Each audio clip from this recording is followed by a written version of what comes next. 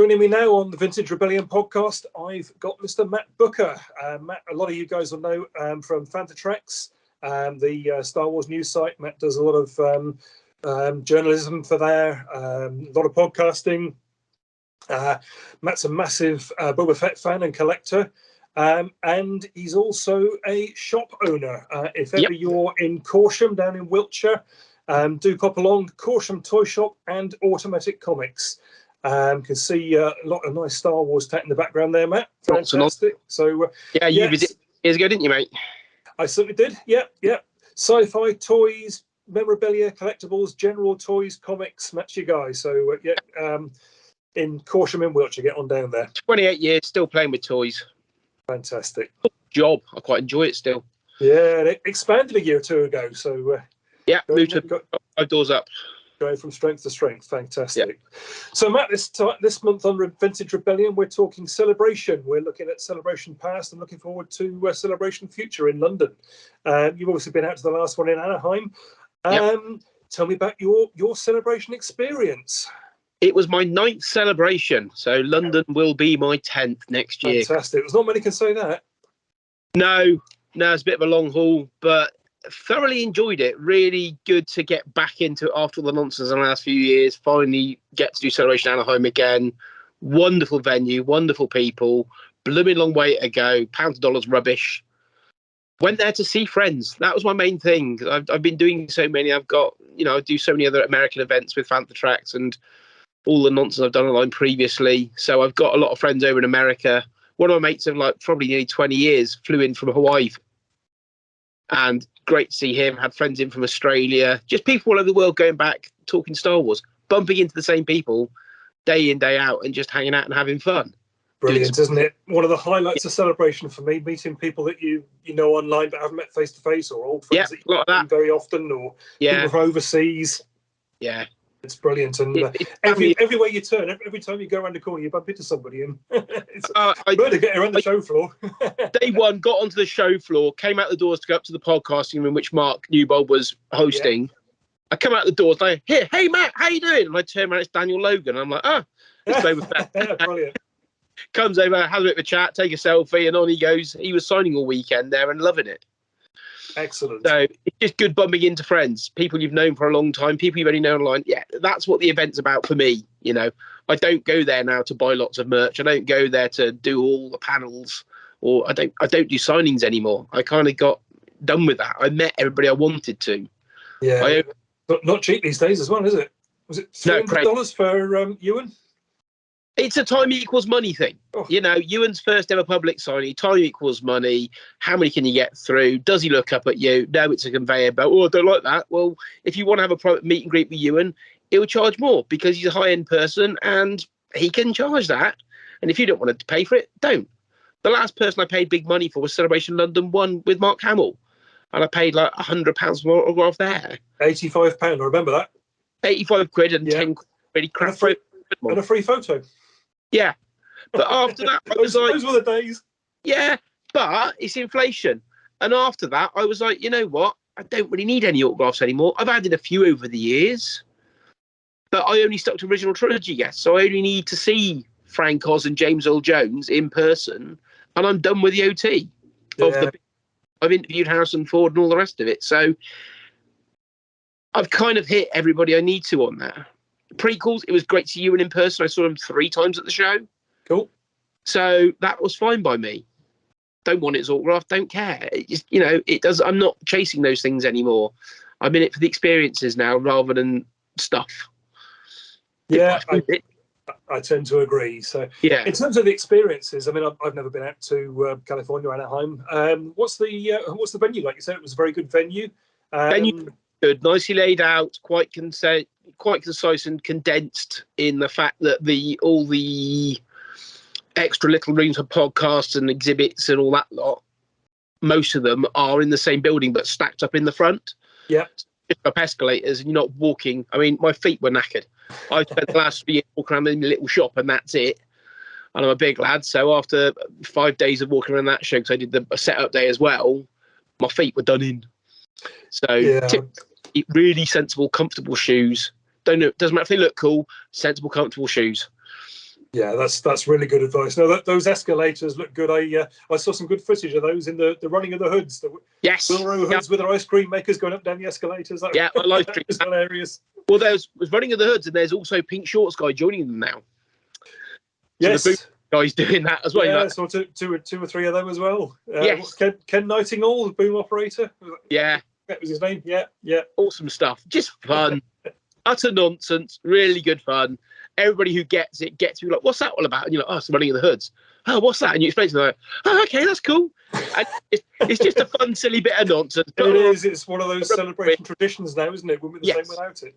Yeah, Excellent. I've been in panels years gone by when they've run through and you're like, hang on, what's that about? I even saw running of the hoods at Rancho Over one year and it just made us all smile in English. It was only about 5 doing it, but it's like, nah, that's cool. Yeah, there we go. Yeah. Brilliant. It brings a smile. So the general area around the convention centre, plenty of restaurants, hotels. Did you have to go very far? Good restaurants. The best thing about Anaheim, and I didn't use them this time actually because I didn't have time, but the best thing about Anaheim is they have food trucks outside. Oh, right. So in the big promenade outside the convention centre leading down to some of the, with the Hilton Hotel on the left, along that bit, they put 10 or 15 food trucks. Oh, that makes life convenient. You go out and have really good quality fresh food. They only pick allegedly the best vendors there. And it's not all just tacos. There's none of them seem to compete with each other. There's one doing donuts, there's one doing ice cream, there's one doing tacos, there's one doing paella, different foods, whatever it was out there. And it's like, if you've got time to go and have a munch, go for it. And I did it last time I was out there and had a couple of meals out there and was like, yeah, you're paying a bit extra for it because they must have to pay a fortune to be there. But it's a nice little extra touch. You don't get that the other ones. No, the Celebration London, the big huge queues for very expensive food inside and not a lot outside, and having to sort of grab and eat on the run and get your food where you can. For Celebration London, slightly to the west, under one of the big hotels, there's a Tesco's Express. Get your ass in there in the morning, get yourself a meal deal. Can't beat it. And if all else fails, a pint at the Fox. Two, and a bag of peanuts. Brilliant. So your celebration highlights, Matt. You've already mentioned seeing Ewan 3 times. That's pretty good going. So you must have got into some of the panels then. I got into the Attack of the Clones panel. That was just fantastic. And him and Hayden were a secret, non-announced addings to that. So that was a nice bonus. And Mark and I and a couple of other Fanthers went and watched that together. And it was just like, you know what? It's not going to be the biggest panel, but it's 20th anniversary of Clones. We'll go to that. You know, you had lots of good stories from Anthony Daniels, and I think was that one streamed? I don't even know which ones were streamed or not. But I didn't see much of the streaming this time. Intending to catch up on that over. From what I'm aware, they stream many of the big panels, which was a weird one. Yeah. So I don't know what was on there, but I know they've always interrupted the panels, haven't they, when they show the secret footage for your eyes only. But no, as you say, some of them didn't get streamed at all, did they? Which was a shame. No. If you want to see the secret footage, go to Twitter, go to other places like that. It's always somebody who records it. People will record it. I mean, I was in the streaming hall for the first main panel. I didn't get into the main hall because I was off doing something else. And I was like, oh, I better go to the panel. Oh, I can't even get in. Right, I'll just go to the sub hall and watch it streaming. So I was gutted. I missed seeing John Williams play live for the second time. I missed it, which was annoying. But you've got to prioritise your time and you've got to try and cram as much in. There is always too much celebration to do. Absolutely. You can never do it all, no matter how hard you try, can you? Nope. No, unless you can clone yourself and have 5 of you going around and memories are all collected into one, you can't do it. Yeah. Did you make the end panel? Hey? Did you make the end panel? No. Closing ceremonies doesn't interest me anymore. Yeah, fair enough.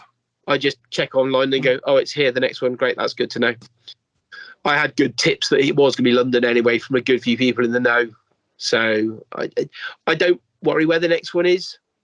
I just know that you'll be there regardless. Pretty much, yeah. Yeah.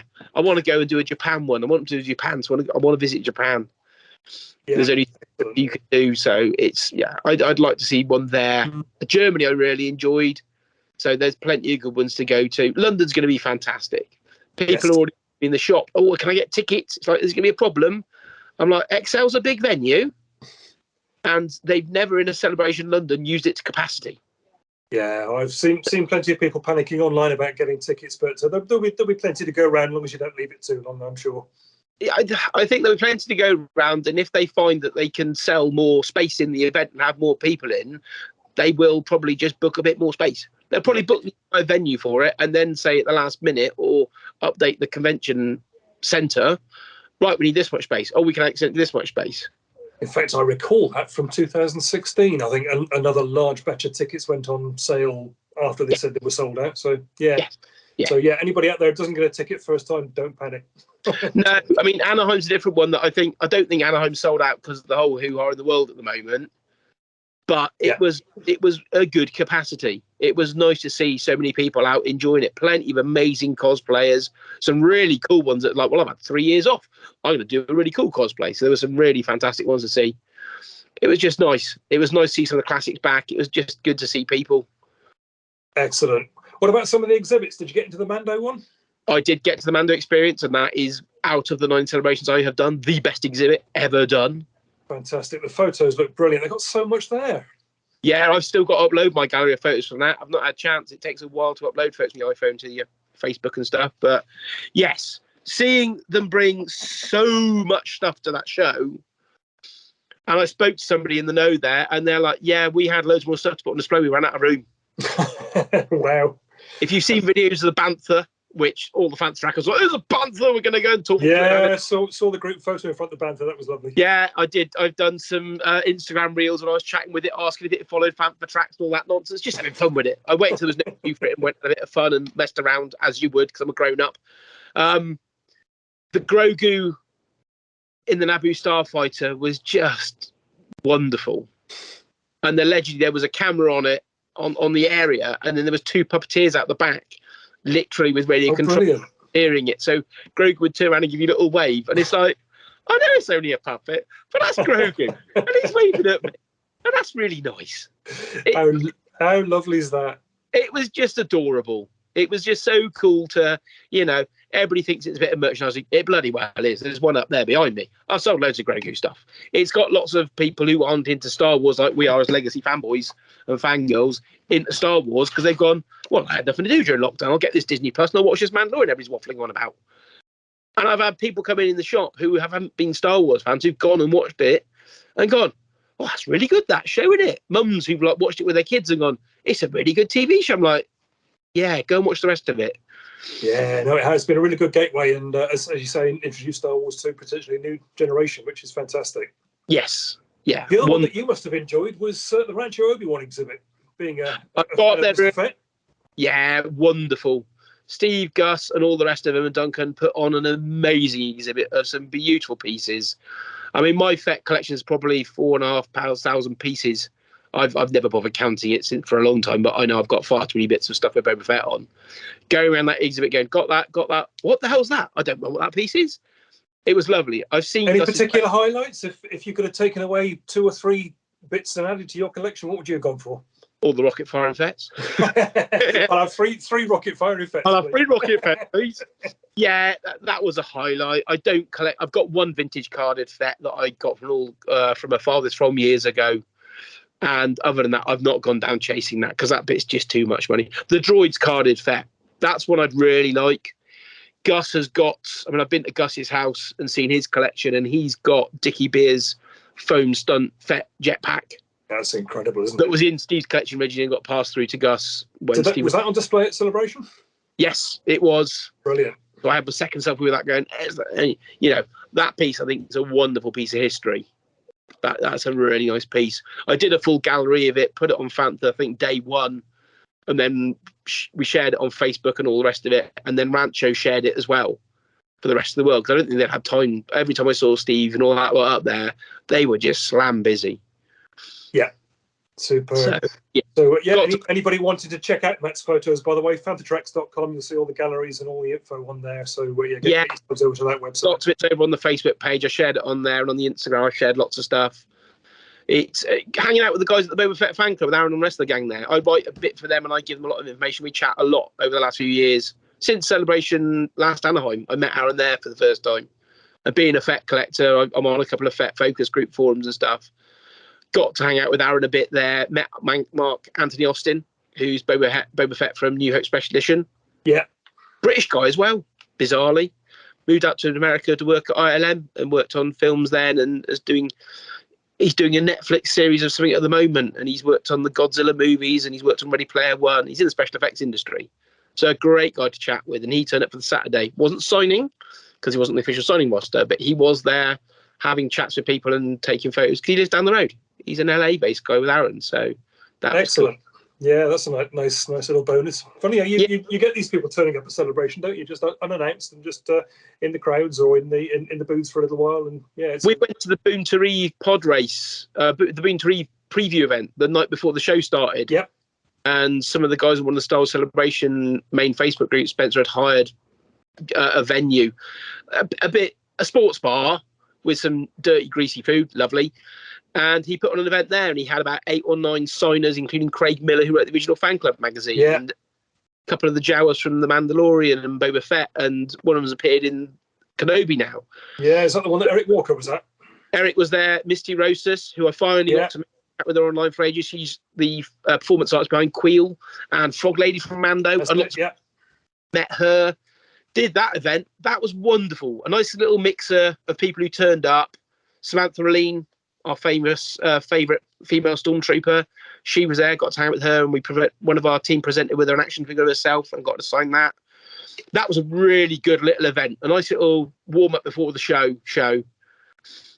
They're lovely, aren't they? The sort of off-campus events. The off-site events. Sort of unofficial events. Yeah, Mark was telling me about the 501st Bash, which sounds really good. Yeah. Did you get to any of the others, Rebel Force Radio or anything like that? Didn't know, because the Rebel Force Radio was the same night as that event I went to. I didn't go to the first bash, but I went with a mate from Hawaii who used to be from New York, New Jersey. Me and him went to the Kenobi premiere instead. Superb. And I'd got invited to a D23 party that evening as well from the media. So we went, do you want to go to this? And you got a +1. So Kev had to be my lady friend, and he went as my +1 to it, and we had good fun there. The Kenobi premiere, watching 2 episodes of Kenobi with 7,000 other Star Wars fans is how to do it. Just unreal. If you're not hyped sitting at home with your family watching it there is the bigger hype. And it was just wonderful. Yeah. All the cast were there pretty much. They all came on stage afterwards. I spotted Matt Wood in the audience and had a chat with him. And he was walking with Sam Witwer. Ewan walked right past me, and I said, "Oh, great to see you, Ewan. Thanks for coming," and whatever. I said something really quick to him, and he turned around and gave me the sort of that thing, and I was like, "Oh, that's great. Amazing." Yeah, that's cool. All the cast were there. Jimmy Smits came on stage. The young Leia came out. You know, you had Ice Cube's son there. O'Shea Jackson was there. Rupert Friend was there. Rupert Everett. I keep getting Grand Inquisitor. Yeah, dead, not dead, whatever. Yeah. But most of the cast turned up for that and did a picture on the stage. It was nice to see such a big, and they were like, "This is our premiere. We've not all seen it." Wow. So it was the premiere for them as well. I mean, I think Ewan and Hayden had seen it, but a lot of the other cast probably haven't seen the first 2 episodes finished and finalised because they're busy working on other stuff. They're working actors. Yeah, very cool. And the Vader reveal at the end of episode 2, that must have got the crowd on the feet. Yes, completely. We didn't, because when you watched it, because I went back and rewatched it, when you watched it, you got what happened previously? Yeah. The 8 and from 2 and 3. We didn't get that. We just went straight into the episode. We didn't get what happened first bit. We didn't get the reminder of, you're at Celebration. I think you can remember episode 2 and 3. Yes. Where home was a bit more of a refresher for them, which I understood. Just nice. Yeah. Went to the D party after that.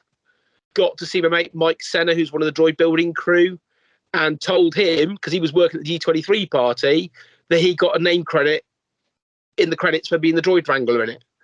So the R2 unit that's in, the R5, I think, R4 unit, the conical dome one with all the spray paint all over it in that episode, and one of the other R units, he was the wrangler of those, so he got a name credit. So I told him, super happy that he'd worked on other stuff, but he got a credits in it, so he was chuffed to bits on that. Got to meet Chris Bartlett at the Cantina event as well. He just turned up to hang out. He wasn't signing or anything there, but he's been in all the new TV shows. He's been the droids in them. Yeah. Awesome. When you say Cantina event, sorry, mate, is that at the bar in LA that's decked out like the Cantina? No. Well, the Boone to Reeve, it was called the Boone to Reeve Cantina event. Oh, okay, gotcha. Didn't get to the Cantina on LA, on Hollywood Boulevard. Drove past it on the last day, and there was no parking around, so didn't get to go. And I said to JC at the show, I need to come and see you because I've never been there. But I tried to cram. I did cram so much. It's ridiculous. You can't fit everything in, can you? You No. really can't, no matter how well you plan. Planned a lot.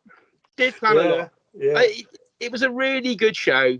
I ended up doing a panel out there on filming locations with Jeremy Beckett, who people would know from Rebel Scum from years ago. He's British. Of course, yeah. Excellent. So, and on that subject, your adventures didn't end at Celebration, did they? Because you went off and did some other exciting things. I did 3 more days of Star Wars adventuring afterwards with my knackered old feet. Went with the Skollikens, the Netherlands guys, and Sander from one of the guys from Belgium, from the TK fan club, and a couple of other people. We went and visited Tython. So the filming location from Mandalorian, where Boba Fett came back. A couple of months prior, I got an invite to this. Me and Mark Newbold did. And he didn't even go. He went to Disneyland instead because he didn't organise his tickets. So I ended up going on that. I invited Aaron from Boba Fett fan club beforehand. And when I saw Mark Austin at the Boba Fett booth on the Saturday, I said, look, we're doing this on Monday. Do you want to come along? And he's like, oh, my doc said I should do some more exercise. I'll text you and let you know, Matt. He came along as well. Brilliant. Fun up there. We went and did a hike for a few miles up into the hills in North Hollywood and visited the final resting place of the Razor Crest, where that went pop. And fantastic. Yeah, I've seen some of the photos online. Again, go to fantatracks.com. You'll find it all there. Yeah. It's amazing. You found so many other locations and screen matching. Yes. Yeah, so James Jower, people know him as, he had screen matched lots of it, and another guy there had been, and Bill had sorted out, and he lives locally, so he'd been a few times and screen matched lots of locations and speak to people walking around there when it happened. So that was really cool. And then Death Valley as well. 2 days in Death Valley, hottest place in North America, one of the hottest places in the world. We decided to go out there. So we went to where the Razor Crest flew in on Mandalorian, and did loads and loads of New Hope and Jedi filming spots as well. Superb, R2's Canyon and some of the Jawa shots, and the droids walk down towards Jabba's palace. Yeah, that was cool. So all of that fantastic. That bit isn't exactly how you imagine it. I think there was a lot more matte painting than you realise in that. Because it's the road down there, and you're driving in your 4x4. Well, James's car wasn't even a 4x4. We're driving down there going, oh, this is all right. Oh, look. He goes, right, we'll stop here, get out of the car, gets the photo out, and I'm like, oh, yeah, he's here. Okay. That's kind of cool. Yeah. Oh, I'm not jealous at all, Matt. Not at all, honestly. It's something Gus Lopez got me into. I'll blame him, and he'll happily take full responsibility for it. Well, you and I have both done Finser, haven't we? Which is incredible. And Finser is wonderful. I did all that for the panel that I was on, and people were just in awe. And one of the guys who was out there, Jake Castellello, who is a film director on animation in Hollywood, he came to our panel. And he was out in Finser when I was there. And it was like, oh, how you doing, dude? What are you working on now? Oh, I'm doing the X-Men 97 cartoon. Oh, wicked. So he's working on cool stuff. And all the photos of us doing the panel, he took for me. Brilliant. Because we were on the stage doing it, and we didn't know anybody in the audience, because it was oversubscribed. More people turned up to that panel than we had room for. They were sitting and standing around the edges. It was really cool. We were a bit worried to turn up to a game panel. Is that one streamed? Is that one available to watch? No, all the small ones aren't. The only ones that are streamed afterwards, they're not streamed, but they're the collecting track panels. Yeah. I never make it to those. I'm too busy. So I end up watching those online afterwards. So the Star Wars collecting track guys record them and edit them themselves. Yeah. Our very own Chris Porteous. Yeah, does all that of Vintage Rebellion. Does a fantastic job with all those. So I'll watch the couple. I'm going to get into some of the others as soon as I get the time. Yeah, I've got a few of them backed up because I didn't watch the Rocket Fire and Fett one because I know enough about it anyway. But I still want to watch the panel and see if there's any tidbits of information I can glean and learn from that. And they're always good. The previous celebrations, they've always uploaded them, and I've watched all of them in the end, and they're always fantastic little panels. Lots of little nuggets. Yes, as you say, always something comes out of those that you don't know, no matter what the subject. But well worth seeing. Yeah, definitely. Well, I don't want to chat too much about locations, Matt, because I'm hoping to get you on the Vintage Rebellion again some other time, and we'll take a really deep dive into location visits and everywhere you can go, and a bit of Star Wars tourism. So that'd be something really to look forward to. With so much TV and films coming out now, you will never hit all the locations. When Disney started doing new stuff, Gus was like, I've nearly done all of them. All right, what do I do? I need this one and this one and this one. And me and him, after episode 7 came out, did Puzzlewood. And he came and did Farthest From. And he was there. And me and him the day before I went and did Puzzlewood and did some of the spots there before the last Celebration London.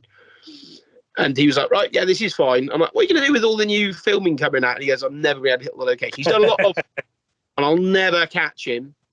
But yeah, you've just got to selectively pick. I want to do where the sail barge was, but James was like, it's literally one sand dune that's changed over the years, and you can't really see anything there because of the way they filmed it. Where there's not a lot to see there. So it's not high on my list of priorities. No, I think you can geolocate it, can't you? And you might be lucky enough to find a few bits of sarlacc coming up through the sand, but not a lot. Not a lot. There's not left these days. It's not one that excites me. I love the sail barge scene. Don't get me wrong; it's fantastic, but it is just a lot of sand. Whereas Finster, it's a lot of snow and ice, but it's amazing because you're staying in the same snow and ice and the same backdrops, and wonderful. Yeah, there's snow, there's rocks, there's a hotel, and nothing else, is there? That's it. Yeah. No trees, no greenery, nothing. It's it is Ice Planet Hoth. It really is. Yeah, fabulous. Just dragging you back to Celebration, Matt. We talked a lot about Anaheim, but of course the big announcement was that London is coming up next year, as we've heard. Not very far away, 9 months or so. What are you looking forward to in London? I assume you'll be there, and Fantatreks will be out in force. I think so. Yeah, I'll be there. All the other fans are going to. Any predictions? Any forecasts? What they're going to focus on? Who might we expect to see? I think there should be a focus on Andor. I know it'll have been out and been done by them, but they are working on season 2 is announced and it is coming, and they'll be filming that later. 12 episodes a series, which is great. Plenty to get your teeth into. I mean, Kenobi is not enough to get into. And we've had a couple of episodes of Kenobi, the same cat and mouse chase with Leia getting captured, not getting captured, and saving her and stuff. I think Andor, they've got a longer form plot and plan for that. Hypothetically, I think they could have done a Rogue One. I don't know. I don't think they were working on a Rogue One prequel, but the whole line in Rogue One where Cassian's like, "This is literally my wet ops bad boy team, and we go and do naughty stuff and to get the job for the rebellion done." Yeah. You know, the shiniest and cleanest and white guys. We are a down and dirty bunch of gangsters doing stuff to get the job done to defeat the Empire, because he proved it in the start of the film. It's a great premise, isn't it? And as you say, hopefully we'll see a bit more about that, and maybe some costumes and models and so on at London. It's also 40th anniversary of Jedi, so I would imagine they'll probably go heavy on Jedi. Perhaps get more cast and crew. And I want my work shirt to be Ewok body cleaner upper, Ewok corpse. There's a work shirt they can do for that, and Travis and the gang will have already been designing that already because they'll have known ahead of time it was coming.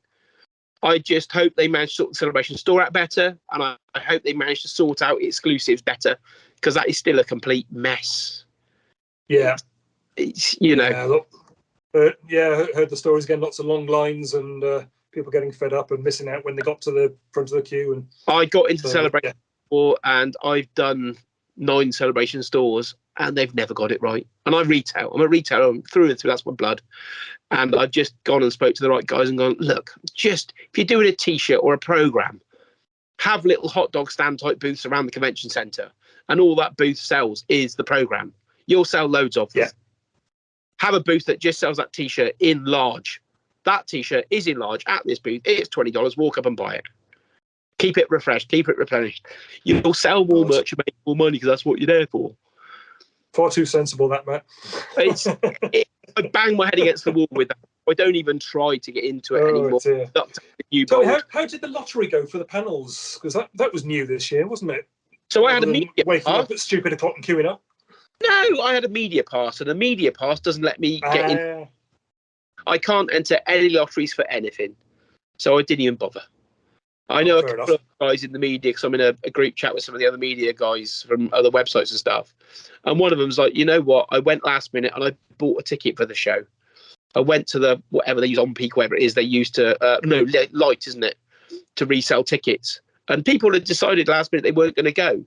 And people weren't even getting their full face value on their tickets back. They were going for cheap just to get rid of them, to get some money back on their outlay, because they weren't attending. And I know a few media guys who went and bought a cheap 4-day pass to then enter the lottery. But they told me it's a celebration. I was like, oh, I didn't think of that. So I didn't worry about it. You know, I filled my time to the max, seeing friends, doing panels, doing events, going to different things and going to some of the bits and bobs I wanted to go to. Going around the dealer hall and taking all the photos of Fantha so people could see what was on at the show, chatting with the companies there and doing that. So that's my kind of what I've niched into doing now, rather than going sitting at 20 panels in a day and wasting 5 hours queuing for them, the rest of it. So it's fabulous. And just 4 days immersing yourself in nothing but Star Wars. Yes. Brilliant. Yeah, more than happy. It's a good, fun show. Come and join the next one. Anybody in the UK should be attending. You know, tell the wife you're going to go and do something really exciting that she wouldn't enjoy and she's not into it. Or if she is into it, bring her along. My missus is coming. She can't wait. You bringing the whole family? No, they're. I imagine they'd probably be interested in coming along for a day or half a day, but yes, they know I'm going to be taking a really deep dive in. So no, I imagine they'll be doing something else. But, yeah. No, I got my hotel rooms booked. I'm looking out for the tickets going on sale. We're planning what we're going to do as the Vintage Rebellion. So yeah, it's all good. Very exciting. Are all the X-Wing crew coming up? What? Sorry? Are all the X-Wing crew coming up? Yes. Yeah. There's at least 6 of us. Brilliant. There. So brilliant. Yeah, been really looking forward to it. So definitely Andy, Karen, Wendy, Tracy, Jeremy. Cool. Plus anybody else who we can drag up. Try and drag some others up. Make sure you get your up in the West Country. Absolutely. Big smoke. Oh, I know. It's weird, isn't it? It'll be a great show. You know, I'll spend even more time there chatting with people because we're on our home turf. We know enough people over here doing events for, God, how long are we doing it? 25 years now we've been doing events, you and me? Easily. Yeah, easily. Yeah. And I've got customers coming to the shop in their oh, can't wait to go to my first celebration. I'm like, yeah, okay, I'm an old fart at this now, but it's what I enjoy, you know. Yeah, too right. No, it's our Christmas and birthday and festival and everything rolled into one, isn't it? Yeah, it's our happy. Matt, I will thoroughly look forward to it. I will thoroughly look forward to seeing you there. We'll have to have a couple of beers together. Definitely. And yeah, as I say, I will definitely tap you up about having a longer chat with us on the Vintage Rebellion about locations. That would be really good. Thank you ever so much for joining us. Pleasure, as I say, fantatracks.com. Go there, get your Star Wars news, get all the info on Celebration Anaheim, all the upcoming news on Celebration London. And if you're in Corsham, do drop in and see Matt. Corsham Toy Shop, Automatic Comics. I'm sure we'll give you a good welcome. Yep. Good to see you, mate. Thanks a lot, Matt. Take care, mate. Cheers.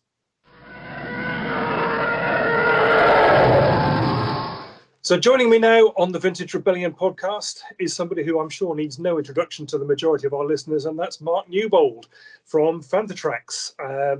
Mark is a very active member on Fantatracks, on the website, on the podcasts. You'll have read his articles in Star Wars Insider magazine and on the Star Wars official website. He's written books. He's contributed to magazines. He's all over Star Wars. Welcome, Mark. Good to speak to you, mate. And you. Thanks for inviting us back on. It's good to be back. Excellent. So we're talking about Star Wars Celebration on Vintage Rebellion this month. And, of course, you're just back, aren't you? Yeah. Topped up with suntan, so can't complain. Excellent. Long way away, LA. And we were just saying before we started recording, not that many Brits went over this time. How was your journey? It was fine, actually. There was myself and Paul Naylor and Matt Booker, and there was a few Fanthas went over and a few of us travelled together. And, it was a decent flight. I mean, it's 11 hours going there. It's a bit less coming back, thankfully, because of that good old tailwind. But it's a slog. I did get a couple of films in, but I managed to get a bit of a sleep.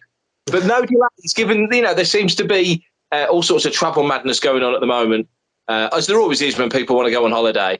We dodged most of that. And I had a seat next to me, which was nice. So it was a good trip over. That's good, and that's interesting to hear, I'm sure, for our American listeners who are going to be doing the whole thing in reverse next year. Yeah, it's nice going because you get that extra hour. You're there quicker. Going back home, not so much, but Yeah, hopefully not too much jet lag. It slays me because we'd been fortunate enough. We'd had a family holiday in March to Florida, and that seemed to knock me for six because it was the first trip obviously with everything that's been going on, it was the first trip for a while. So that knocked me over a bit. And then, but this, I mean, like you say, it's an 8 hours difference. I got back and I thought I was going to walk through it, but yeah, it did. It caught up with me a few days later. But so we're good memories to look back on, even if you're struggling. I'm sure you went for lots of reasons, but one of the main reasons you went was, of course, you were one of the hosts on the podcast stage.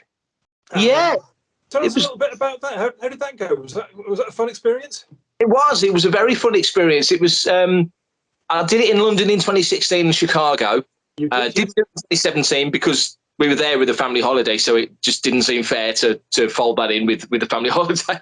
I was lucky enough to get away from for a couple of days for that as it was. So, but this time, it worked out very well. It was nicely organised. We had some good shows on the stage and some big shows as well. Star Wars Explained is a very big podcast. They packed the room out. Sky Talkers packed the room out. Pink Milk packed the room out. So it was quite a few big shows we were on. Not that I'd call us a big show, but Coffee I would disagree with that. That's not for me to say. But we had good laugh. It was good fun. On our panel anyway, it was good fun. But everything went smoothly. Skull Walking Through Neverland did their variety show, and that was interesting. So, there was loads of stuff going on. Everybody, as far as I could tell, had a good time and enjoyed it, got something out of it. And again, it's an important part, I think, of Celebration in a similar way, not the same, but in a similar way to the collecting track and to any of the Star Wars University with the fan panels. It's fans expressing their creativity in very different ways. Obviously, as you know, through Vintage Rebellion and everything else you do, the collecting side of it is very deep dive and intricate and involved, and there's a great history to that. And everything that Gus has done for the track going back to 99, but also, with any fan panel, any discussion panel, it's got that old blog feel to me. And podcasting is far more recent, of course, but it's a similar thing. It's how people want to express their thoughts and opinions and love for Star Wars. So yeah, very, very enjoyable. Hope we get to do it again. Absolutely, and I'm good to hear that the panels were well attended. That you had a good room full for much of it. Podcasting, as you say, certainly taken off lately. It's a very much a growing medium, and it's good to see that people are buying into that and looking to come along and see you guys in person and showing an interest in all that. Fantastic. Yeah, it was good. It was a good turnout. There's some shows that even I'd not heard of, because there are a lot of Star Wars podcasts, as we joke quite regularly. Every time you turn on the computer, there seems to be a new Star Wars podcast. But, everyone's got different opinions. And I think this time what they did, and it was a conscious decision, they really picked across the demographics. There was younger podcasters and older podcasters, which I guess we fall into that bracket, sadly, he said, grumbling. And then people from all around the place and just different interests and everything. They really cast the net wide this time, and it really did work. So it was very good. Fantastic. And we're not old, we're vintage. I like that. I'm remembering that. Yeah, I'll say that. So podcast stage, I think, was on. It was primarily afternoons, wasn't it? Did you get a chance the rest of the day to get out and experience something of Celebration for yourself? A little bit. They tended to start about 11 o'clock. So the first day, the Thursday, the big panel, the Lucasfilm panel, kicked off at exactly the same time. Our first panel, Cantina Talk, started. So we didn't see the big panel. I didn't get to many. I've got a few guys helping me out, and they got to quite a few. I just got to. And I'm not grumbling because I had a good time, so it's not a complaint at all. I got to the Attack of the Clones panel. That was the one big panel I got to. I did get up to Rancho and had a good mooch around Rancho, got on the show floor and saw a lot of that. So it's not like I didn't see anything. Yeah, always nice to catch up with Steve. It always is, yeah, and he's looking well, and Rancho looks fantastic. Excuse me. If anyone's seen any of the pictures from there, they really did a bang-up job. They had a lot of space this time. And the sort of the collector's track had an area next to it where all the patch trading was and all the talks were. It was really well laid out. I hope they follow that template for future ones. So that was brilliant. But yeah, the big panel I got to was the Attack of the Clones panel, which was brilliant because one of my friends, Martin, was working on the stage behind stage, so he was telling me a few little interesting bits about how they'd planned for it and prepped for it and all the rehearsals and such, which was fascinating, obviously. Yeah. But also, and Ashley Eckstein was the host, which was great. But Tamira Morrison just came out and quite clearly went completely off script and was just doing his thing. And he was, I mean, we've all seen him at shows before. He is especially bubbly right now. He's clearly thrilled about, obviously, Book and Boba Fett and Fett being, back right at the forefront. Yeah, right, he should be. Exactly. And then we were fortunate enough, Ewan McGregor and Hayden Christensen came out at the end and talking about Attack of the Clones, which I think is a film that gets an unfair rub, really. I think it's a far better film than people give it credit for. So it was good to celebrate that. Yeah, absolutely. It gets a lot of bad press, doesn't it? We were talking about this on the last podcast, with it being the 20th anniversary. And, yes, there are moments in there that are not so good, but there's an awful lot to love about that movie as well. So, it's nice to see it getting some attention. And from what I've seen, Hayden and Ewan, they're both very proud of their work on that movie. Oh, that really came across. I mean, for Hayden, obviously, it was his first. It was Ewan second, of course, but and Ewan did the usual thing when he's like, "Oh, what's the name of that film? Is it Attack of the?" He plays film like he doesn't know the name of the films he was in. I don't know why he does that, but it was quite funny. It came over very well. But Hayden, yeah, clearly. I mean, as you've seen, as we've all seen with Kenobi, still not finished quite yet. The whole tone from those guys is they're thrilled to be back, genuinely, and pleased to be reconnecting. That came across. There's a really nice, easy friendship between those two, because those two they were in the trenches together making that third prequel trilogy film, especially with End of the Sith.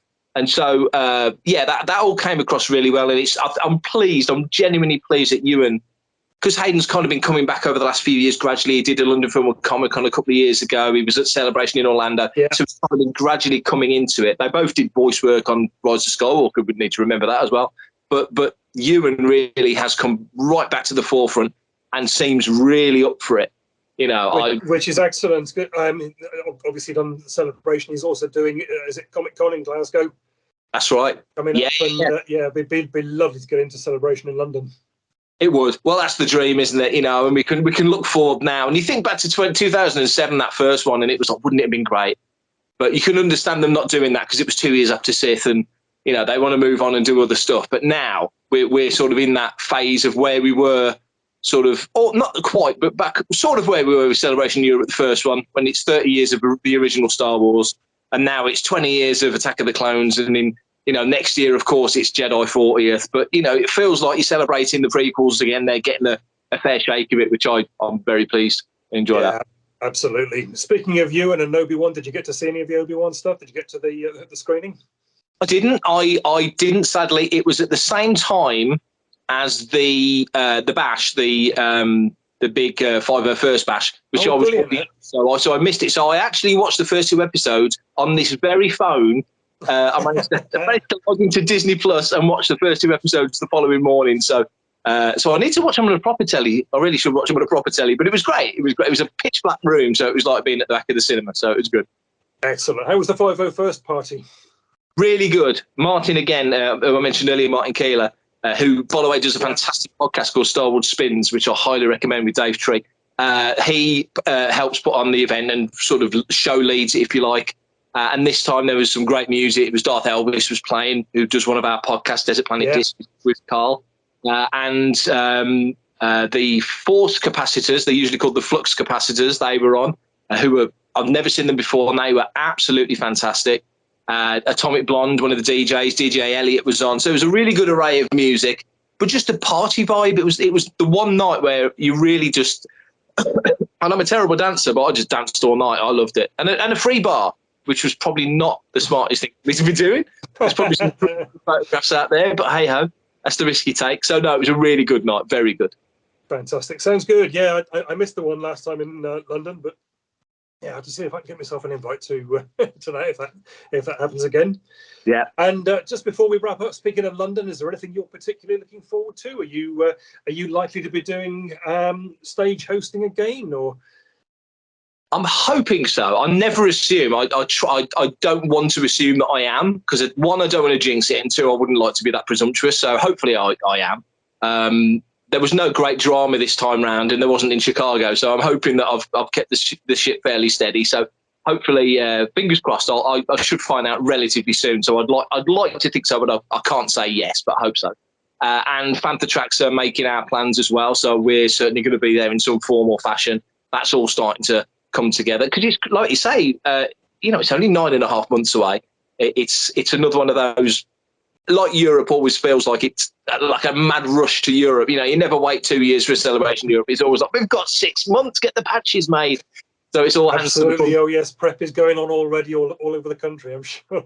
Totally. And it'll be great to see all the faces, you guys and all the other sort of UK folks. And of course, we'll have probably more of an influx of people from Europe as well. So we'll see, excuse me, we'll see a lot of our European friends as well coming from the continent. So that's always a joy. And hopefully, given that the pound and the dollar are so equitable, especially for the Americans, we'll get more Americans come over. So it should be a good mix. Absolutely. I mean, that's one of the real joys of Celebration, isn't it? It's getting to see old friends, make new friends, and having 4 days, you've got plenty of time to catch up and spend a bit of quality time with people. So really looking forward to that, as you say, seeing you guys and seeing all those people that, you don't get to see that one on a regular basis. That's it. And it's nice when we bump into each other at UK events. Of course it is. And we've got a busy summer, so there's lots of stuff coming up and lots of opportunities. But Celebration, like we always say, it's our Super Bowl, isn't it? So that's where you want to do it. Certainly is. Something special about that. Fantastic. Yeah. That's a good note to leave on, Mark. Thank you ever so much for joining us. Anybody out there who wants to catch up with Mark, do go and check out Fantha Treks. I'm sure you all do already, but so much on there. All the Star Wars news, all in one place. Podcasts to suit anybody, whatever you're interested in Star Wars, you'll find something to enjoy on there. So get over there, fanthatreks.com. That's where you need to be. Brilliant. That's a better advert than I could ever do. Thank you. You're welcome. Thanks a lot, mate. Take care. All the best.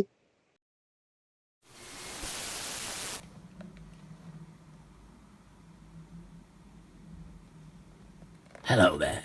You may remember me from The Empire Strikes Back. Now, don't forget to hit subscribe and also click the bell for notifications.